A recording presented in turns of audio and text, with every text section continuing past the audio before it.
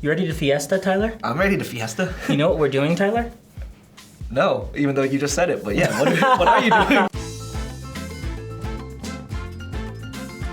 We are doing tequila infusions for Cinco de Mayo. And then we're not just infusing tequila, we're going to be making cocktails out of it too. I'm going to chop up some ginger. This is gonna be for one of our cocktails. Just taking the ginger, it's been like rinsed off just to make sure there's no like dirt, but you can leave the skin on, that's fine. We're gonna strain all this later. Does it matter how big the ginger pieces are? Since it's kind of experimental, so you just kind of take whatever ingredient you think would be great to infuse, and you kind of just play around with the ratios. I did these long strips just so there's more of the surface area of the ginger showing. Okay. When I did smaller disc rounds, it seemed to take longer to infuse. So you want the most surface area touching the liquid. And then I put a lot more ginger. My test batch had just a few pieces of ginger, so I put a whole ton of ginger in this batch and let it sit overnight. What I found with the ginger is that this one takes longer to get the flavor out of the ginger, I think because it's so tough, so fibrous. Partner method. Yeah, there we go. Hello.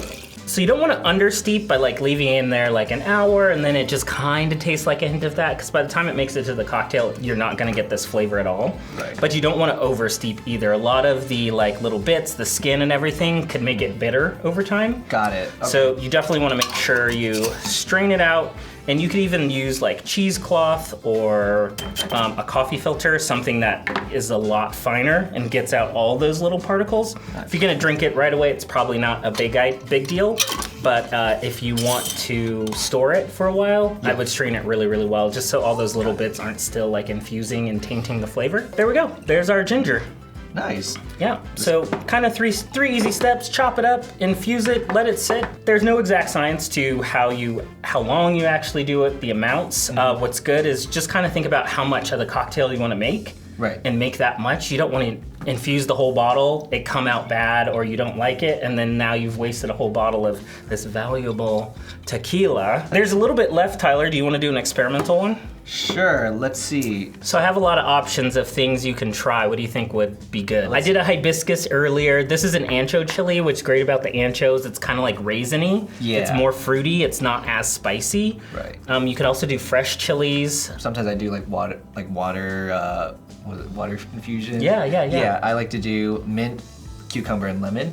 It's nice and refreshing. So why don't we do that with the tequila? Okay, yeah, let's try it. Let's do a little test batch. Then that way you don't have to waste much if you don't like the flavor combinations. That's what's great too, is you can combine a lot of flavors together. So you could do like an orange peel and chili. You could do a cinnamon. I did a cinnamon and cardamom one as a test batch. You could do mint and cucumber. So really play around with the flavors. The good thing about tequila, or like any alcohol, is the alcohol, for some reason, you know, like you do infused waters, the alcohol like extracts more of the flavor out and does it a lot quicker. Some science behind it. There's magic happening in the alcohol. At the liquor store, at the store, you can buy all sorts of infused or flavored things like vanilla vodka, vanilla whatever. But when you do it yourself, you can control the quality of the ingredients. You can get organic ingredients and do it. That's good to use. So that's what I really like, is you can really control like what goes into your infusion. I think if anything's like fragrant in the grocery store or has like a good aroma, a good scent, it should lend well to infusing. What's really important is to label and put all the details of your infusion. So I got these labels here. Usually I put like the date, and then you don't have to put it on the label, but somewhere you can put like what time you started the steep and like what time you ended it. And the way I tested is I would just give it a little sniff every hour or two. A little sniff and yes, a little spoonful just to taste to see how strong the infusion was. And once I was happy, I took it out. And once you find something you like, you can replicate it in a bigger batch by just kind of playing with the ratios. It's all experimentation. So like this is arbol chilies. So I did 2 testers. I did one with seeds, just the whole chilies in there, just broke them up. And then I did one without seeds. I found that the one with seeds was, of course, a lot spicier. And after a little bit, it got super bitter. So I think the stems and the seeds and all that was lending to like it maybe getting like a more bitter flavor. So then I went with just the the pods, I dumped out as much of the seeds as I can. A few seeds is fine, Yeah. and it was much better. And the teas I discovered go really quickly, so you really want to watch those. Maybe only give them a few hours, because just like if you're making tea, you don't want to oversteep it. Same thing with the infusions, so those usually go pretty quick. So this is a fun one, Tyler. We're going to make a ginger infused tequila green tea margarita. So it's basically all the components of a margarita with ginger infused tequila. Yeah. It's cocktail time for Tyler and I. Yeah, just what I needed. So which one do you want, Tyler? Do you want matcha or just regular green tea? I personally like matcha. We'll go with matcha. Let's go. All right, let's do matcha. So juice some of that lime in there. All right. And then this is just some honey simple syrup just to sweeten it up a little bit. So cut me some like lime wheels out of that, if you would. I'm gonna get shaking. So I just use silver tequila just because it's like the most neutral flavored. Reposado and Añejo, they're like aged. Okay. So they'll have like a bit more of their own quality. Plus those are meant to be enjoyed like by themselves, like either sipping or a shot or, you know, without a super complex cocktail. The Blanco or the silver tequila is really great just because it's like super neutral and usually it's the least expensive. Looks good. Cheers. Cheers. Ooh, this does look good.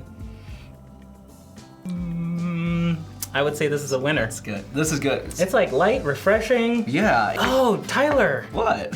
We forgot the Cointreau in it. Let's stir it in. Obviously, it was delicious without it, but normal tequila or normal margarita recipe has a little bit of that orange liqueur in it. Even better. Actually, yeah, I think Even better. That tastes really good. It's really good with the matcha. I think so. I mean, I get my extra antioxidants. Yeah, exactly. And this one's great too, because leave out the honey simple, and then it's more of like a skinny cocktail, leaving out a lot of the calories by leaving out the syrup, and it's just as delicious. You might get a little bit more of that tequila punch, put a little bit more lime in there, but yeah you could definitely do a lighter, less, no sugar version of this, and it would be just as delicious. All right, cocktail one down. Let's try another. Yeah. All right, let's try another. This cocktail, we did the Arbol infused tequila, so I'm gonna start straining this. You spilled. Hazardous, wasted gold. Party foul. So we're gonna put frozen mango in there. 16 ounces of frozen mango, just a little bit of ice. We're gonna measure our tequila in there. Tequila's already setting in, huh? And it's the Arbol, so it's gonna like have a lot of spice. Nice. It'll be really good, balance out all this sweetness. I love sweet and spicy, like a jalapeno margarita. I love those. This is just a little pineapple juice. Oh, yum. You could use pineapple juice, orange juice, even a little bit of water. I just wanted to kick up the flavor with some pineapple juice. Why not? Little simple syrup just to sweeten everything up. If you would rim these, so a little bit in the chamoy and a little bit in the tajin. A little bit more simple, and a little bit more tequila. Okay, there we go. A little tequila to thin this out. Ooh. So that's one. Excellent job on this. So are you a tequila fan, Tyler? It's alcohol, so I'll still drink it. These do sound very good. Sometimes I'll do a little bit of the tequila in the bottom of the glass, and then you pour the chili mango in there. Yeah. And then it'll just give you like a little float of that extra Arbol chili infused tequila. And I love these chilies because they have a lot of flavor. They're not just like hot for hot's sake. And the dried chilies work really well because, I mean, dried chilies are supposed to be reconstituted. They're for salsas, sauces, and everything. So they work perfectly in this. Nice. Awesome job. These look great. Thank you. And you get a lot of that punch, that heat, but the mango and the lime like smooths it out. I could find myself like having on like a really hot day just at the pool. Yeah. Actually, Tropical beach cocktail. Oh yeah.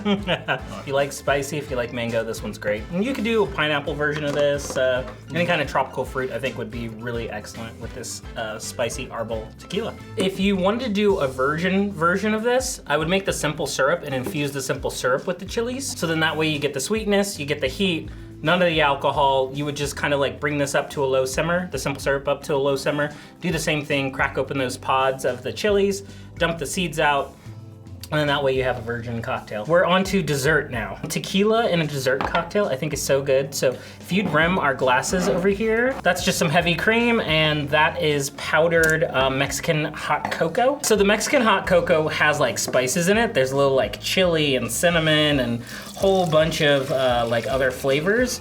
So it's a lot more like savory. It's a lot more balanced to the spiciness than normal hot chocolate, which is just like sweet and chocolate. I think that's why it works so well in this cocktail. So yeah, this is a vanilla chai infused tequila with Mexican hot chocolate. So couldn't be any easier. You can play around. You could add a little heavy cream or half and half to this cocktail to make it a little more milky, a little more creamy. So this is Mexican hot chocolate I made earlier, but of course I chilled it. So you just bring the puck to a boil. They also sell a powder, that's what this is. Bring it to a boil, mix it up really good. You could whisk it. I actually threw it in a blender to make it like really smooth and creamy. This one's gonna have a lot of that liquor punch because it's more of like a martini, so it's all spirit forward. It's my kind of drink. Try to do my Tom Cruise bartending techniques. Ooh, look at that. Looks nice and creamy. You can also probably just add espresso to this if you want like a coffee, chocolate, dirty chai situation happening. We can plop a cinnamon stick in there. And oh, something special. Do a little dusting of cinnamon on top. Why not? You could find maybe some chai spice, dust that on top, and bottoms up. There we go. Oh yeah. That tequila. So much more boozy, but it definitely has that like spice. The vanilla comes through a lot from the chai. Yeah. And it's more that martini vibe. The chocolate's really great in here. I just like the sweetness. Yeah, I really like it. The chai spice definitely is, I think, what makes this. I went with the vanilla chai just because it's easy to get tea packets and fuse those. But you could also do your own blend of like teas and spices. So I did a cardamom, a cinnamon, a clove mix. That was a lot more spice forward. The vanilla chai I think is a little bit more mellow. Yeah. So yeah, play around with your infusions. See what you get for like the winter holidays. Just make a warm version of this. Use the same infused tequila and just use your hot chocolate there, and you have like a warm hot chocolate. You can do any milk. Coconut milk would be great, almond milk. Heat it up, make sure this is well dissolved, well incorporated. Right.